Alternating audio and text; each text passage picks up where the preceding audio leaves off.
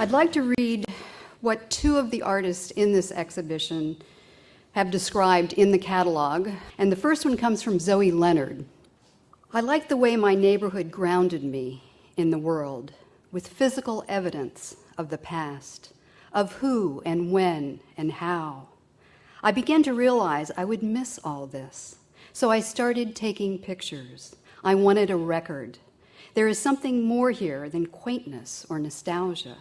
It is a feeling of connectedness to the rest of the world, to language and economy, to history and struggle, to the endless supply of human solutions, to the problem of survival. I think I have a sense of what eminent domain is, but I think what I don't know is how could it really affect my life, and how can my city really be changed by the government exercising its power of eminent domain? You know, if you came here by car or subway or even walking tonight, you were aided and abetted by the awesome power of eminent domain. Because without this power, we'd have no public roads, we'd have no sidewalks, we'd have no public transport.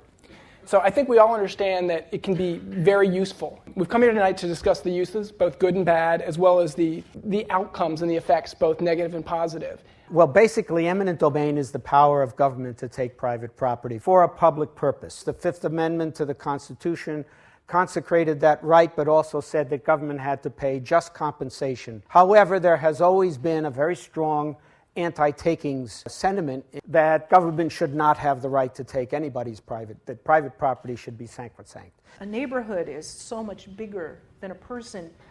And when bulldozers come in and they destroy a neighborhood, they're destroying this collective, precious fabric that you cannot buy, you cannot build, you can only make by living together over time. We can distinguish between providing clean water for the city and providing land for a developer to build luxury condos or a private basketball arena. I have a hard time in New York City understanding how the stadiums in the arenas, which are receiving deep subsidies, how these get built when kids don't have a place to play.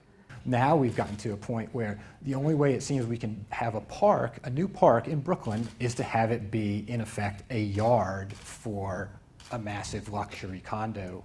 There's a certain kind of left discourse, which I certainly participated in. It had to do with, like, people who were displaced from neighborhoods were destroyed forever. But it's really wrong. I mean, many people, both in New York and around the world, who were displaced from neighborhoods go and form new neighborhoods and create new possibilities. How many of you have seen some version of Fiddler on the Roof? One of the fascinating features of the 20th century is that it's like the people who were expelled from places like Anatevka created the culture of the Lower East Side, which was enormously rich. People who were displaced and traumatized in one way, their lives aren't over. And in fact, sometimes it attunes them to possibilities of life.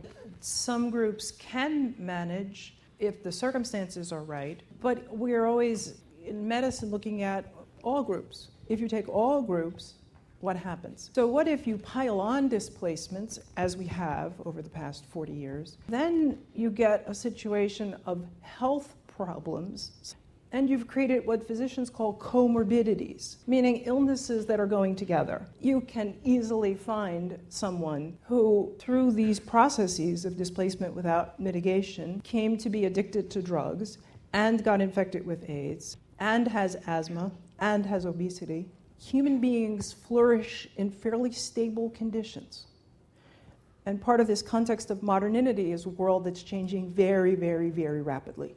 Community isn't just the physical location. It's the set of relationships between people. You take away the physical location so people have no place to gather, it can destroy those relations. Now, I'm not the nostalgic, and I'm not saying nothing should change, because everything changes. But people in a democracy ought to have the right to participate in a process of change. If you're not in a democracy, then change happens to you. You're a victim. You're the subject of change. You're not participating in that change. That's what it's all about.